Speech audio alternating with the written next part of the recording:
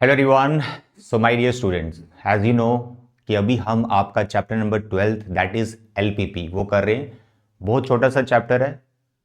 आप ऐसा मान के चलो कि एलपीपी के फ्री के मार्क्स सिर्फ आपको मेरे 2 लेक्चर्स देखने हैं।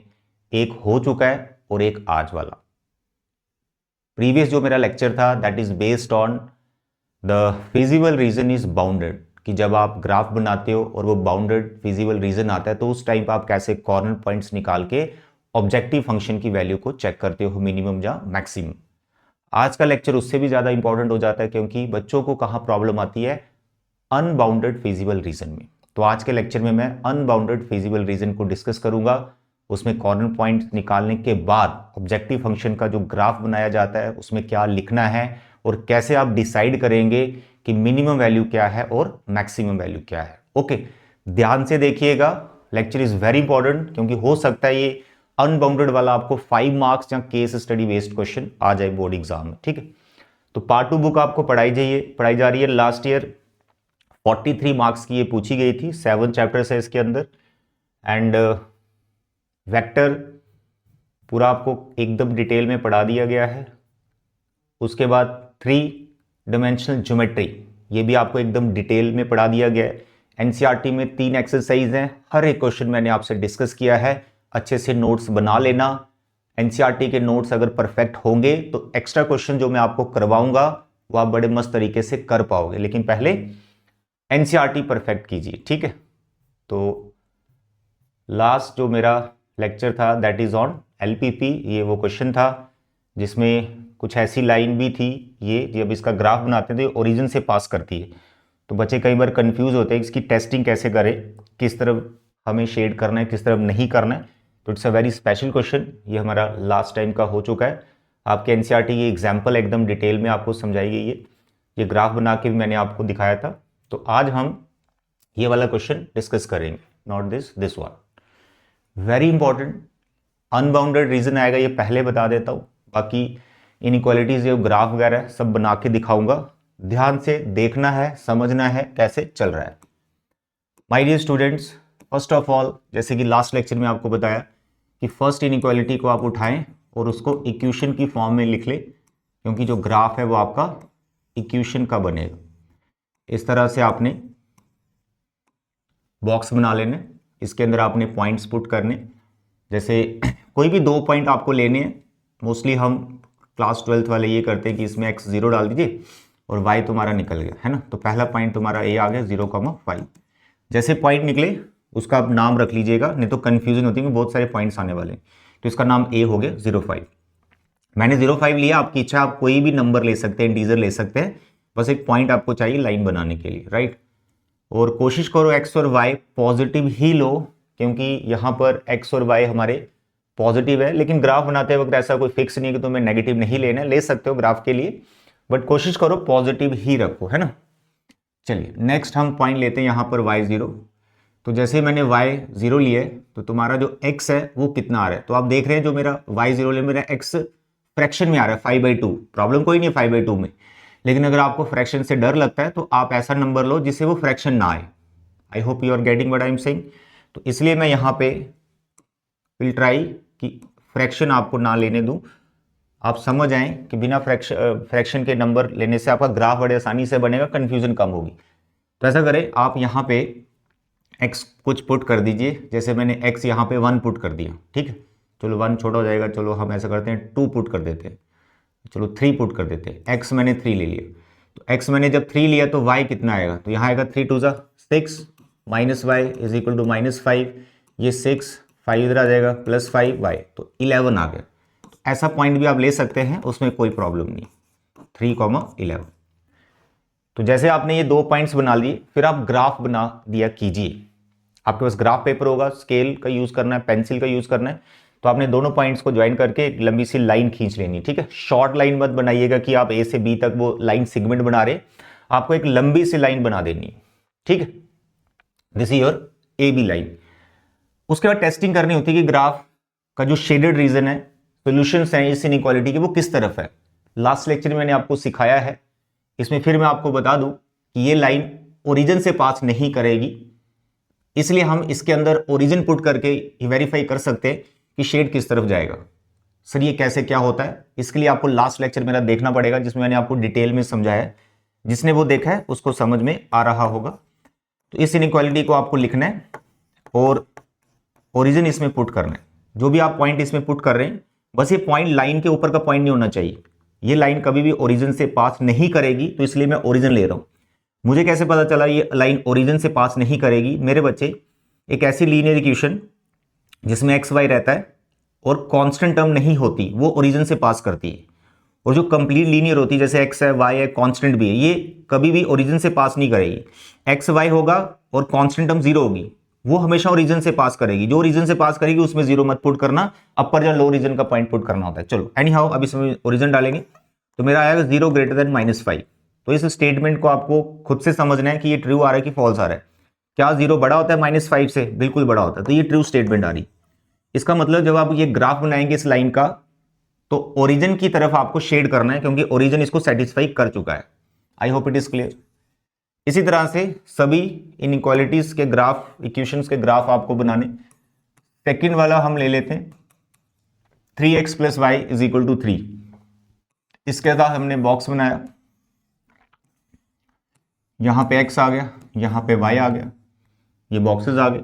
अब डालिए यहां पे x को हमने 0 डाला, x को 0 डाला तो y कितना आ गया 3।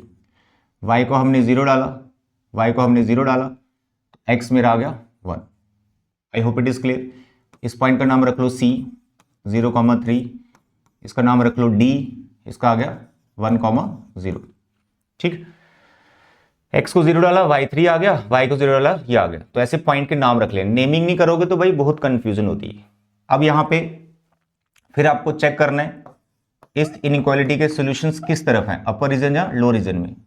तो भाई ऐसा है, ये ओरिजिन से तो पास करेगी नहीं, तो इसमें हम ओरिजिन वाला पॉइंट पुट करेंगे और चेक करेंगे। जैसे 0 पुट किया, 0 आया, ग्रेटर देन 3। 0 बड़ा होता है 3 से, ट्रू फॉल्स। तो 0 बड़ा होता है 3 से, नो। तो ये फॉल्स स्टेटमेंट आई। तो जब आप इसका शेड करें तो जिस तरफ ओरिजिन होगा उस तरफ शेड मत कीजिएगा, क्योंकि ओरिजिन इसको सेटिस्फाई नहीं कर पाया। ठीक, now the next is third line, 2x - 3y = 12। इसका बॉक्स बनाएं, इसमें दो सॉल्यूशंस ले मिनिमम। x को लिया हमने 0, x को लिया 0, y कितना है, y है -4। ठीक, आने तो माइनस, कोई दिक्कत नहीं है, ग्राफ के लिए चलेगा ये। y को लिए 0, y को लिए 0, तो x कितना आया 6। तो तुम्हारे पास जो पॉइंट आ रहा है नेक्स्ट, ABC D तक हो चुका है, E ले लेते हैं। It is 0, -4। एक बार फिर चेक कर लो, x लिया 0 तो y आया -4। ठीक है, y लिया 0, x आया, y लिया 0, x आया 6। ABCDF, F तुम्हारे पास आ गया 6 0। ठीक, E आ गया, F आ गया। इसके बाद ओरिजिन से लाइन पास नहीं करेगी, क्योंकि कंप्लीट x है, y है, कांस्टेंट है, ओरिजिन से पास नहीं करेगी। इस इनइक्वालिटी को उठा के इसमें ओरिजिन पुट कर दीजिए। तो जैसे आपने इसमें ओरिजिन पुट किया, यह है <12। तो 0 छोटा होता है 12 से। क्या छोटा होता है 0 12 से, बताइए। हाँ, तो ये ट्रू स्टेटमेंट है। तो ऐसे 3 इनइक्वालिटीज को हमने पूरी वर्किंग कर ली है। इसके बाद तुम्हारा ग्राफ बनेगा। देखते हैं रीजन, जैसे कि बता दिया, अनबाउंडेड आएगा। फिर ऑब्जेक्टिव फंक्शन का क्या रोल रहेगा, मिनिमम मैक्सिमम क्या होगी, वो देखेंगे। तो सबसे पहले यहां तुम्हारे पास ये दो लाइंस भी हैं, x ग्रेटर देन 0, यानी x = 0। तो x = 0 y एक्सिस को बोला जाता है पॉजिटिव साइड रहना है। y ग्रेटर देन 0 इक्वेशन बनाऊंगा तो y = 0, इसको x एक्सिस बोला जाता है। आई होप इट इज क्लियर। ठीक है, ये y एक्सिस और ये x एक्सिस, और पॉजिटिव रीजन में आपको रहना है। वर्किंग समझ में आ गई? मेरे साथ ये क्वेश्चन कंप्लीट कर लो, बहुत इंपॉर्टेंट है। अब हम बनाते हैं इसका ग्राफ। मेरे बच्चे, ये आ गई तुम्हारी x एक्सिस, ये आ गई तुम्हारी y एक्सिस। इसमें हम पूरा ग्राफ बना देंगे। ग्राफ पेपर आपके पास होगा तो एक एक लाइन हम बनाएंगे। पहली लाइन हम येलो कलर से लेंगे, ये आ गया 0 5 3 11, 0 5 0 5 1 2 3 4 5, ये मेरा A पॉइंट। 3 11 1 2 3 11, यहाँ तक 5 6 7 8 9 10 11। ग्राफ पे तो दिख ही रहा होगा बी। अब इस दोनों पॉइंट को आपने ज्वाइन कर देना इस तरह से, ठीक। अब स्टेटमेंट क्या आई थी, ट्रू स्टेटमेंट आई थी, यानी ओरिजिन की तरफ शेड करना है। ओरिजिन इस तरफ है तो यानी इसका शेड इस तरफ आएगा। हल्का हल्का मैं ये कर देता हूँ, बाद में जो कॉमन रहेगा वो हम ले लेंगे। I hope it is clear. Now the second line is C D 0,3। तो पहला पॉइंट 0,3, कलर चेंज करते हैं इसका, 0,3, ये 0,3 0,3 1 2 3, ये मेरा सी पॉइंट, इसी सी पॉइंट। उसके बाद 1 0, ये आ गया 1, ये आ गया 0, तो ये लाइन आ गई, इसका नाम है डी। ये लाइन आ गई, इसे खींचेंगे। देखो बिना ग्राफ के मैं बना रहा हूँ, आप ग्राफ पेपर बनाएंगे तो प्रेजेंटेशन बहुत अच्छी लगेगी, ठीक है। तो ये मेरी सेकेंड लाइन आ गई, इसका शेड किस तरफ आएगा चेक करो।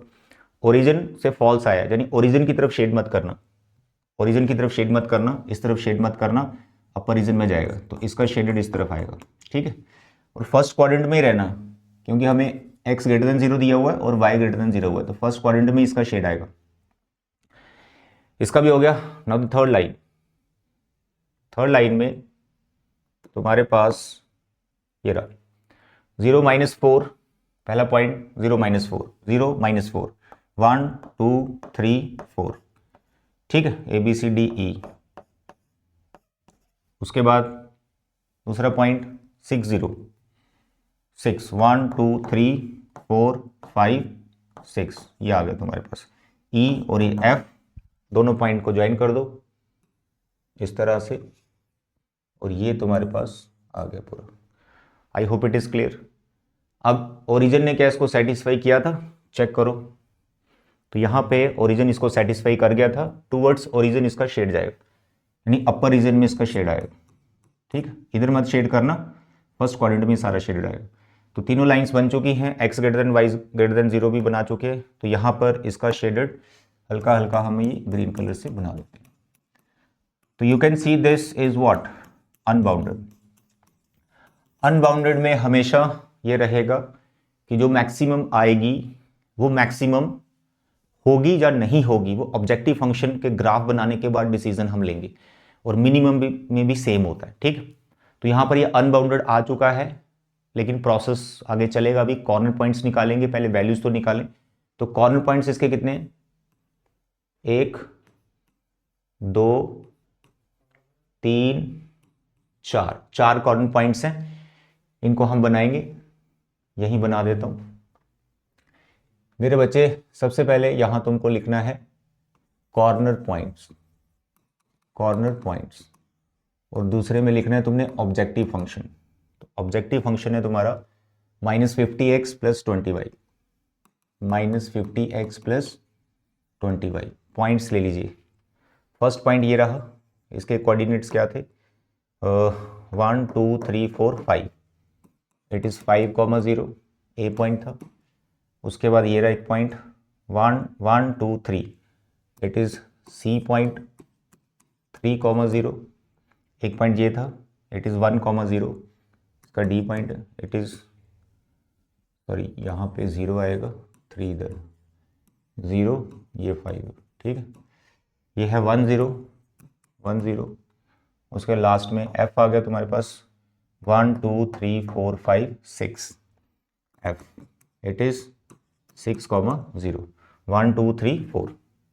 Is it clear. In points को कॉर्नर पॉइंट्स कहा जाता है, जहां दो लाइनें मिल रही कॉर्नर पॉइंट से। फिजिबल रीजन के कॉर्नर पॉइंट्स ले लेने, ये मत कॉर्नर ले लेना, ये मत कॉर्नर ले लेना। जो शेडेड रीजन आए ना फिजिबल रीजन, उसकी बाउंड्री के जो कॉर्नर होते हैं उनको लेना होता है, ठीक है। अब ऑब्जेक्टिव की वैल्यू निकालो, ये तुम्हारा ऑब्जेक्टिव फंक्शन, इसकी वैल्यू निकालो इन पॉइंट्स पे। तो x0 डाल दो, y5 डाल दो, y5 डाल दो कितना आया 100, फिर x0 डाल दो, y3 डाल दो, y3 डाला 60, ठीक है। उसका 1 0 1 0, इसको 1 डाल दीजिए -50। उसके बाद 6 0 डाल दो, यहाँ 6 डाल दो 300 माइनस का। तो हमें इस क्वेश्चन में मिनिमम या मैक्सिमम अगर पूछा है तो आप ये नहीं बोलें कि मिनिमम सर 60 आ गई, सॉरी मिनिमम -300 आ गई और मैक्सिमम 100 आ गई। आप ऐसा नहीं बोलेंगे क्योंकि ये रीजन अनबाउंडेड है। अगर ये बाउंडेड होता, क्लोज्ड होता, बाउंडेड होता, तो फिर जो आपको मैक्सिमम दिख रहा है वही मैक्सिमम वैल्यू और जो मिनिमम दिख रही है वही मिनिमम वैल्यू। ठीक है, लास्ट लेक्चर में वही समझाया। अब क्योंकि ये अनबाउंडेड है तो आपको लिखना है कि -300 जो कि मिनिमम वैल्यू है, इट मे बी मिनिमम और not, that depends on the common points of objective function with this feasible region. तो यहां पर आपको मिनिमम के लिए भी पूछा जा सकता है और मैक्सिमम के लिए भी पूछा जा सकता है, किसी के लिए पूछा जा सकता है। तो मैं अभी मिनिमम लेके चल रहा हूं, मतलब मिनिमम वैल्यू हमको फाइंड करनी थी, ये मैं मान के चल रहा हूं। तो मेरा आया मिनिमम -300। तो आपको यहां पे लिखना है here -300 is minimum value at which point, it is 6,0। फिर आपको यहां रीजन लिखना है since feasible reason is unbounded, therefore -300 may or may not be minimum। ठीक है, ये मिनिमम हो भी सकती है, नहीं भी हो सकती है, वो किस पे डिपेंड करेगा। तो फिर आप लिखना है for this we need to draw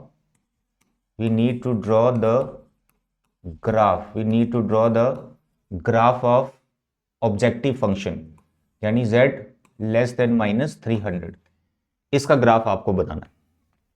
याद रखिएगा, जब आप ऑब्जेक्टिव फंक्शन का ग्राफ बना रहे हैं तो यहां पे इक्वल मत लिखना, स्ट्रिक्ट इनइक्वालिटी रखनी है ओपन। ठीक है, यहां इक्वल नहीं आएगा और जो ग्राफ की लाइन बनेगी वो डॉटर लाइन बनेगी। ठीक, दूसरा मिनिमम के लिए अगर आप चेक कर रहे हो तो यहां पे लेस देन आएगा साइन और यहां मिनिमम वैल्यू। अगर आप मैक्सिमम के लिए ढूंढ रहे हो, लाइक यहां मैक्सिमम है 100, कहानी पूरी यही लिखनी है, इट मे बी मैक्सिमम और not, that depends on the graph of objective function. लेकिन यहां ग्राफ किसका बनाना है, ऑब्जेक्टिव का, यानी z ग्रेटर देन 100 आएगा। यानी जब मैक्सिमम की वैल्यू बात हो रही है तो यहां पे ग्रेटर लिखना है और यहां पे तुम्हें वो नंबर डालना है मैक्सिमम वाला 100 है जो इस क्वेश्चन में। आई होप इट इज क्लियर। तो मैं मिनिमम लेके चल रहा हूं, तो मिनिमम के लिए लेस आएगा और यहां पे मिनिमम वैल्यू आएगी। अब इसका आपको ग्राफ बनाना है। तो z हमें दिया हुआ है -50x + 20y, इसके आप सॉल्यूशंस बनाएंगे। ठीक है, तो -50x + 20y, -50x + 20y less than -300, ये तुम्हारे पास इसका इनइक्वालिटी बन गई। अब इसका ग्राफ बनाना है, तो ग्राफ के लिए इक्वेशन में चेंज करो पहले इसको, और जो इक्वेशंस थोड़ी रिड्यूस हो सकती हैं, सिंपल बन सकती हैं, कुछ कॉमन लेके उसको बना लो। जैसे इसमें मुझे दिख रहा है 10 कॉमन है, तो 10 में हटा दूंगा, यहाँ पे -5x आ गया, यहाँ पे 2y आ गया, यहाँ से 10 हटा दिया, -30 आ गया। अब इसका हम ग्राफ बनाएंगे, तो इसके लिए सोल्यूशन चाहिए मिनिमम 2, यहाँ पे x आ गया, यहाँ पे y आ गया, डालिए इसमें वैल्यू। यहाँ पे x 0 डालेंगे तो y -15 आ रहा है, जो कि काफ़ी बड़ा नंबर है, ले लेते हैं, कोई दिक्कत नहीं है। ग्राफ पे आपके पास काफ़ी स्पेस होगी, वहाँ मैनेज कर सकते हैं आप। ठीक है, x0 y -15 नहीं मैनेज हो रहा तो पॉइंट कोई और ले लेना। अब y0 लेना है, y0 लिया तो x तुम्हारा 6 आ गया। ठीक है, x0 y आ गया -15, ठीक है, और y0 लिया, x आ गया तुम्हारा 6, बहुत बढ़िया। इसका कुछ नाम रख दो, इसका नाम p रख दो, 0, -15, और q रख लो 6,0। अब इसको प्लॉट करो। प्लॉट करने के बाद क्या है, इसके सॉल्यूशंस भी आपको चेक करने, यानी इसके सॉल्यूशंस कहाँ पर है, किस तरफ, इसके कौन से पॉइंट्स हैं जो इस इनइक्वालिटी को सेटिस्फाई कर रहे हैं। अगर इसके सॉल्यूशंस वाले पॉइंट्स और जो फिजिबल रीजन आया उसके पॉइंट्स आपस में कुछ पॉइंट्स अगर कॉमन आ जाते हैं तो जो मिनिमम है वो मिनिमम नहीं होगी, there is no minimum value. अगर कॉमन नहीं आता है फिर जो मिनिमम है वो मिनिमम ही होती है। सेम फॉर मैक्सिमम आपको लिखना होता है। लेकिन पहले आपको मैं ग्राफ बना के दिखाता हूं, उसके बाद हम डिस्कस करते हैं। और तो यहां पे तुम्हारे पास पॉइंट आ गया p 0, -15। तो ग्राफ हम अलग सा कोई कलर चूज कर लेते हैं, let it be red colour. ठीक, तो क्या था पॉइंट 0 -15, 0 -15, ये आ गया 0 -15, -15 कहाँ है, बहुत नीचे, अब बहुत नीचे मैं यहाँ जा नहीं सकता, ऐसे ही यहाँ पे ले लेता हूँ आपको समझाने के लिए, नीचे एस पी, ठीक है। यहाँ भी पॉइंट आप बदल सकते हो। दूसरा पॉइंट है तुम्हारे पास 60, तो 6, 1 2 3 4 5 6, ये आ गया 6। अब इसका आपने ग्राफ बनाना है डॉटर लाइन में, याद रखिए ये काफ़ी नीचे है, काफ़ी नीचे यहाँ पर है, तो आईडीए से मैं ले रहा हूँ, इस तरह से ये चलेगा, ठीक है, इस तरह से चलेगा ये नीचे, ये डॉटर लाइन बननी चाहिए, स्केल की मदद लेनी, याद है, क्लियर है। अब सामने दिख रहा है कुछ ना कुछ कॉमन आ ही जाएगा क्योंकि बीच में से निकल रहा है, फिर भी इसके सॉल्यूशंस आप निकालेंगे। तो सॉल्यूशंस के लिए आपको क्या बताया कि अपर रीजन या फिर लो रीजन का कोई एक पॉइंट आप इसमें पुट करेंगे, प्रोसेस बाकी सारा सेम है। इनइक्वालिटी लिखेंगे आप -50x + 20y < -300, इसमें आप ओरिजिन डाल दीजिए 0 0, तो यहाँ पे 0 आया, 0 < -300, ठीक है। 0 छोटा होता है -300 से, ट्रू है कि फॉल्स? 0 छोटा होता है -300 से, नो, 0 तो बड़ा होता है -300 से, तो ये एक फॉल्स स्टेटमेंट आई है। तो आपको शेड किस तरफ करना है, जिस तरफ ओरिजिन है उस तरफ शेड मत करना, क्योंकि ओरिजिन इसको सेटिस्फाई नहीं कर पाया। तो जिस तरफ ओरिजिन है उस तरफ शेड नहीं करेंगे, तो फिर किस तरफ शेड करेंगे, यहां पर लो रीजन, ये इसका शेडेड आया, आता है समझ, दैट्स ऑल। अब आप खुद देखो, पहला जो आपका फिजिबल रीजन है वो ये पूरा है ये, और अभी का जो आया ऑब्जेक्टिव का वो ये पार्ट है, ठीक है, नीचे वाला। तो पहले वाले फिजिबल रीजन के जो पॉइंट्स हैं और ऑब्जेक्टिव के जो सॉल्यूशंस पॉइंट्स आए हैं वो आपस में कॉमन आ रहे हैं।